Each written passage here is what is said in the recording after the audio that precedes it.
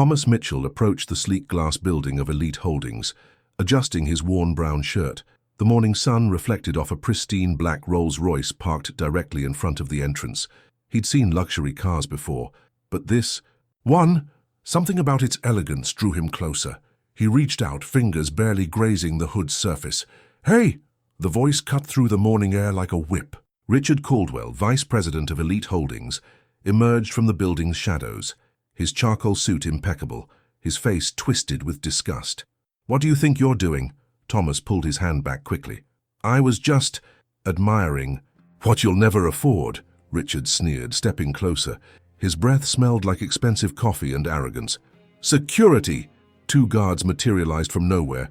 Thomas raised his palms defensively. "Sir, I wasn't trying to—" "Spare me the excuses. You people always have the same story." Richard's voice dripped with contempt. He gestured toward Thomas's faded clothes, the small holes in his sneakers, the worn leather backpack. "Look at yourself. You think someone like you belongs near a car worth more than your entire neighborhood?"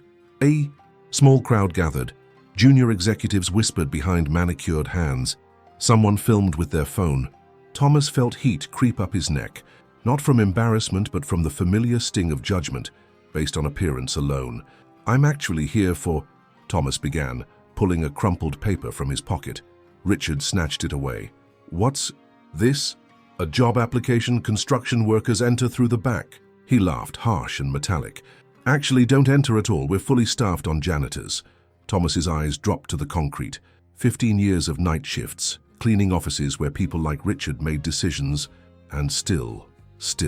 The world saw only his clothes, never his character. "Please," Thomas said quietly. "I just need to speak with—" "The only thing you need to do is disappear." Richard tossed the paper into the wind. "Before I call police and add trespassing to your list of problems." The crowd's whispers grew louder. Thomas could feel their stares like physical weights. But beneath the humiliation, something stirred. A quiet, knowing that tomorrow everything would change. As Thomas walked away, he didn't turn back. He couldn't see Richard's smug smile, the security guards relaxing, or the young programmer racing toward the building, clutching his phone with an urgent message that would flip everyone's world upside down. Thomas Mitchell walked home slowly, the weight of humiliation still fresh on his shoulders. But if those executives had looked closer, they might have noticed something peculiar. Despite the worn clothes, his eyes held a depth that spoke of sleepless nights spent not just cleaning, but creating. For the past 15 years, Thomas had worked as a night janitor at various tech companies. What nobody knew was that Thomas Mitchell was the founder and driving force behind the Mitchell Foundation for Digital Literacy, an organization that had silently transformed thousands of lives by teaching coding skills to underprivileged youth. He had started the foundation back in 2009, after developing a simple expense tracking app that unexpectedly became widely used. Instead of pursuing wealth, Thomas registered the foundation anonymously and donated every cent of the app's revenue, over $2 million annually, directly into educational programs. The foundation operated out of converted community centers, church basements, and repurposed warehouses. Thomas had hired 60 full-time instructors, all passionate programmers who shared his belief that everyone deserved a chance to learn. He funded laptops for students, paid for internet access in underserved neighborhoods, and even created a scholarship program that covered living expenses for the most dedicated learners. One case stood out: Maria Santos, a single mother from Chicago's South Side. She'd come to the foundation with no technical background, just determination to provide. Better for her 3 kids. Thomas personally mentored her through the program. Today, Maria was a senior developer at Google, earning 6 figures and sponsoring 5 other students through the same program. The foundation had a 94% employment rate among graduates. Many worked at startups, others joined major tech companies, and some had even launched their own businesses. But Thomas insisted on complete anonymity. He was known only as Mentor T, or the ghost programmer, among students. While Thomas continued his daily routine, mopping floors, emptying trash bins, and scrubbing windows, small ripples were spreading through the city. His foundation graduates were everywhere, creating their own waves of change. At a coffee shop near Elite Holdings, the manager, Patricia, noticed an unusual pattern. Every morning, a man in a brown shirt left an envelope containing exactly $47 Enough to cover breakfast for the homeless woman who sat outside. The money appeared days she hadn't eaten, stopped when she was elsewhere. Patricia had tried to catch him, but he always seemed to vanish like morning mist. Down the street, a shelter for abandoned pets mysteriously received premium food deliveries every Tuesday night. Security footage showed the same figure in work. Clothes, though his face remained hidden from cameras with uncanny precision. In the neighborhood park, broken playground equipment was repaired overnight by someone skilled with their hands. Children would wake to find swings that hadn't worked in months suddenly functional, slides freshly painted, and new safety mats installed. But the most telling sign was at the city's largest coding boot camp. Their director, James Chen, had noticed something extraordinary. Graduates from an anonymous foundation consistently outperformed students from prestigious universities.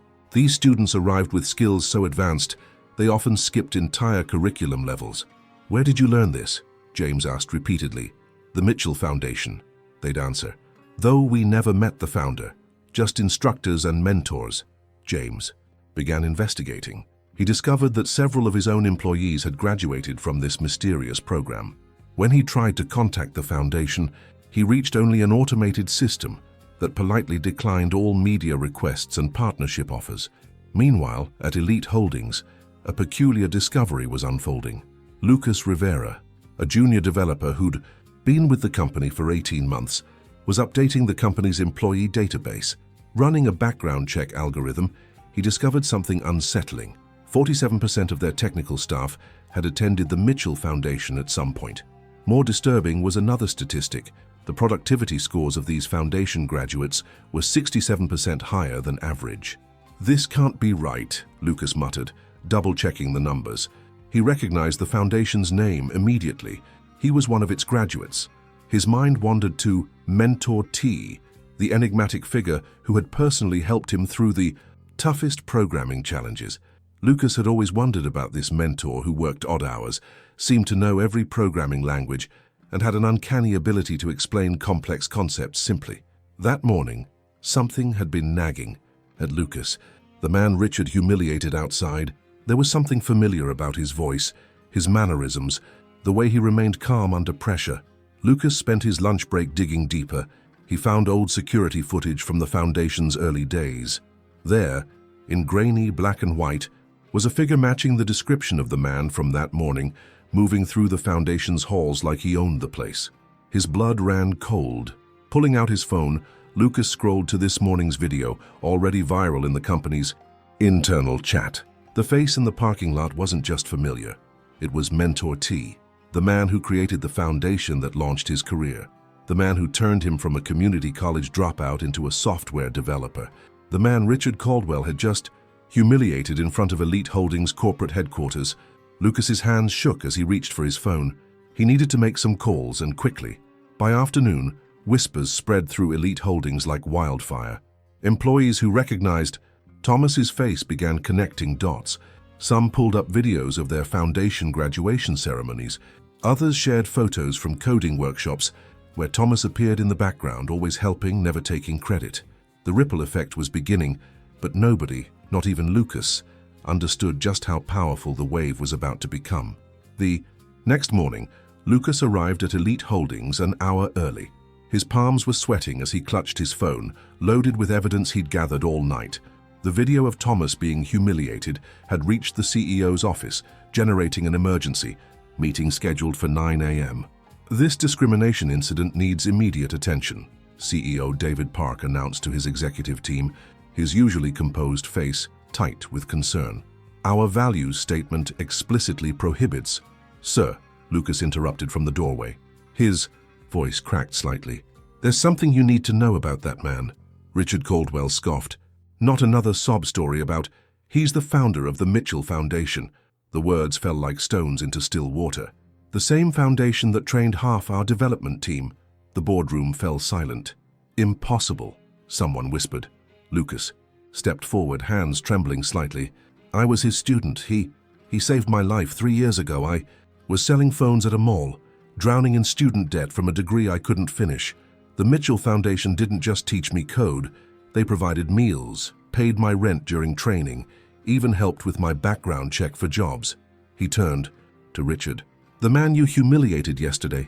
He personally mentored Maria Santos. She's your lead developer on the AI project. And James Kim, who designed our security protocols, foundation graduate and... Lucas paused, emotion choking his voice.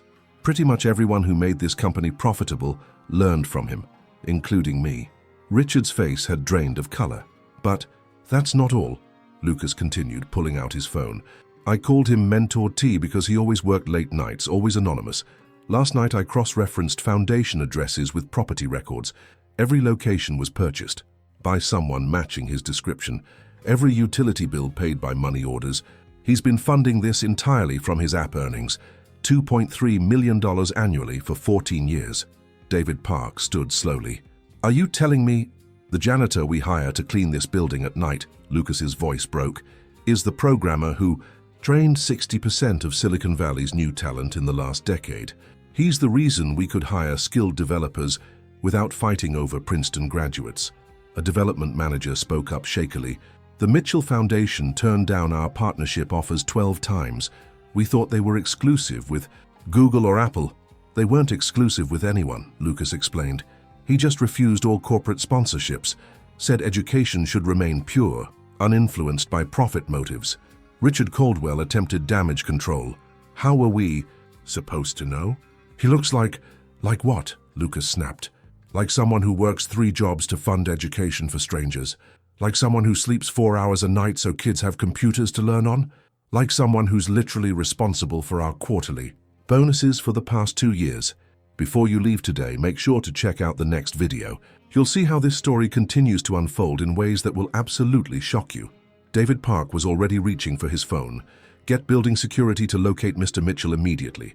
And someone draft a full public apology. No, I'll write it myself, sir, Lucas said quietly. There's one more thing. I tracked his address. He lives in a 1-bedroom apartment above a laundromat. Drives a 2003 Honda Civic. His wife is a nurse at County Hospital. They have no children, but they sponsor 50 college educations annually. Richard Caldwell sat heavily in his chair, his arrogance finally cracking. The weight of his humiliation of Thomas suddenly seemed to crush the room. Find him, David repeated. Today, and Richard... Yes, sir? Consider your position here under review, and maybe reflect on why a man who changes lives every day doesn't feel the need to announce it. As the room emptied, Lucas remained, staring at his phone. Thomas hadn't blocked his calls, hadn't deleted his account from the Foundation's system, hadn't even changed his number, because despite everything that happened, Thomas Mitchell still believed in people.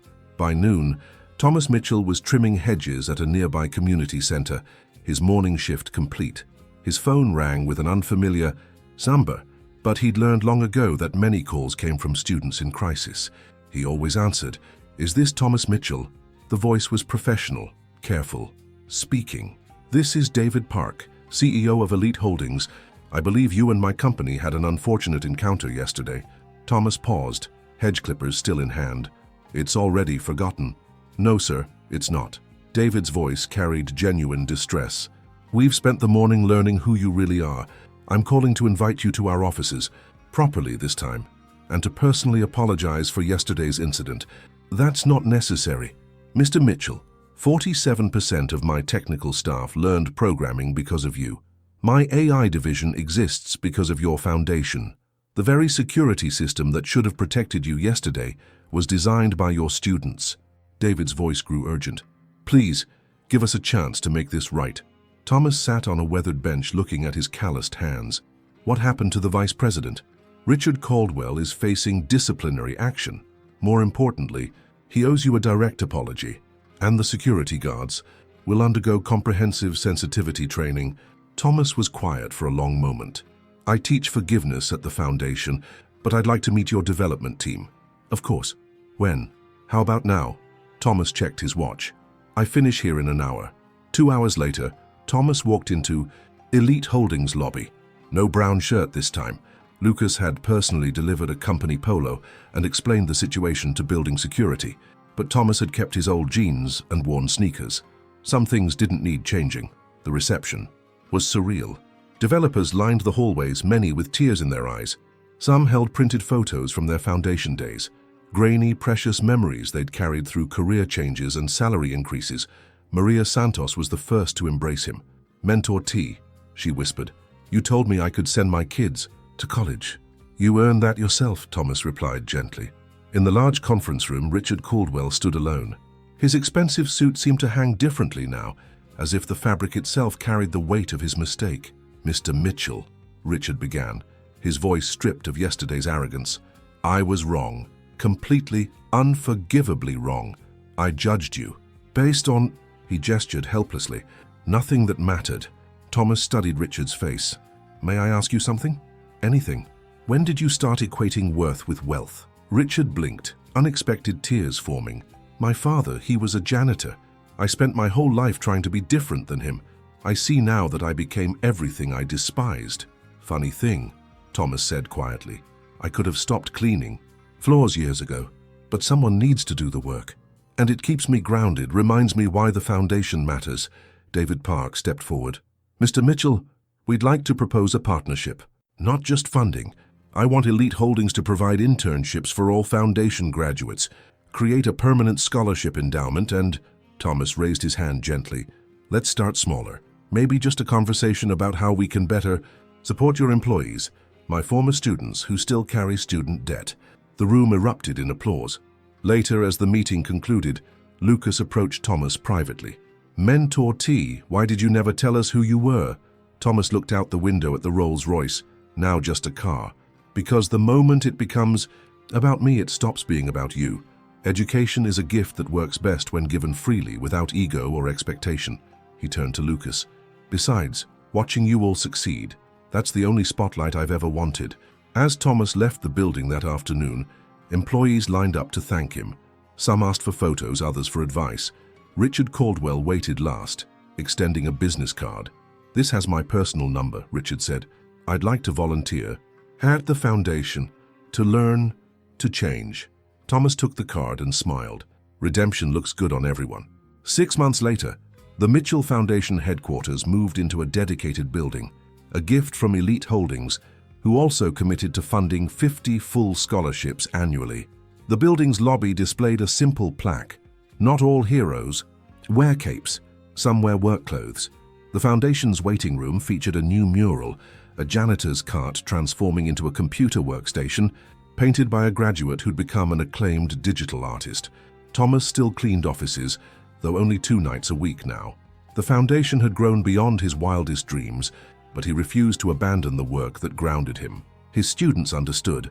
They'd renamed themselves the Humble Coders, wearing work boots to their graduation ceremonies.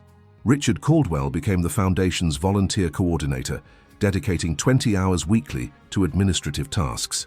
He'd traded his Armani suits for jeans and t-shirts, though he kept one expensive outfit. "To remember who I don't want to be," he'd tell visitors. The story of the janitor programmer went viral, but not in the way anyone expected. Instead of focusing on the wealth reveal, the internet celebrated something else: the hundreds of success stories from foundation graduates who shared how dignity and patience had transformed their lives. At the foundation's anniversary celebration, Lucas presented Thomas with an unusual gift: a bronze statue of a man in a brown shirt, touching a car hood with gentle curiosity. "It's not about the car," Lucas explained to the audience. "It's about the courage to learn even when the world tells you you're not enough." Thomas accepted the statue, smiling. "The hardest lesson isn't how to code.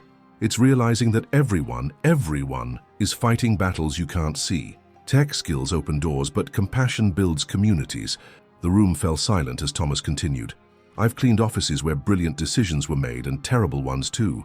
I've emptied trash cans containing both crumpled resumes and suicide notes. The difference between success and despair is often just someone believing in you when you can't believe in yourself." He paused, looking around the room filled with his former students, now working at companies they'd once thought unreachable. "Many of you were told you weren't smart enough, too poor, too different. You proved them wrong, not because you're exceptions, but because you're exactly what this world needs: people who understand, struggle, embrace learning, and choose kindness over judgment." The program concluded with Thomas doing what he'd always done: sitting with new students, sharing pizza, explaining basic programming concepts with the patience of someone who'd once been exactly where they were. Outside, the Elite Holdings Rolls-Royce was parked. not as a status symbol but as a company car for the Foundation's transportation program. Thomas often borrowed it to drive students to job interviews. As the evening wound down, someone asked the inevitable question, "What's next for you, Mentor T?" Thomas grinned, holding up a stack of building janitorial contracts. "Well, someone's got to keep these spaces clean for the next generation of humble coders. Plus, some of my best program ideas come during the 2 a.m. cleaning shift." The room erupted in laughter and applause, because sometimes the greatest revolution isn't changing the world. It's refusing to let the world change your humanity. The real power lies not in the technology we master, but in the dignity we preserve and the opportunities we create for others. Success, after all, isn't measured in how high we climb, but in how many hands we reach down to lift up. If this story moved you, wait until you see what happens when 3 billionaires accidentally discover a homeless veteran's secret. It's a twist you'll never see coming.